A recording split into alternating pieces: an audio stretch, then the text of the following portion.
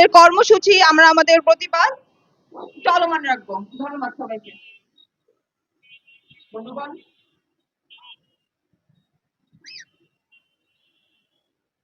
আমরা আজকে দাঁড়িয়েছি বিপ্লবী মানববন্ধন একটি।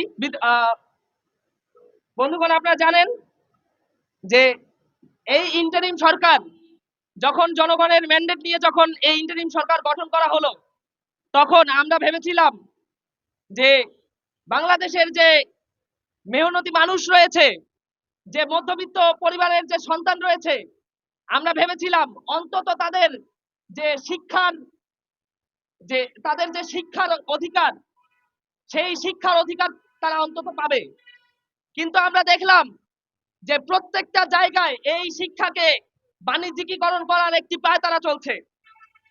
বন্ধুগণ, আমরা স্পষ্ট বলতে চাই যে এই 13 জুনের যে রায় প্রকাশ করা হয়েছে, এই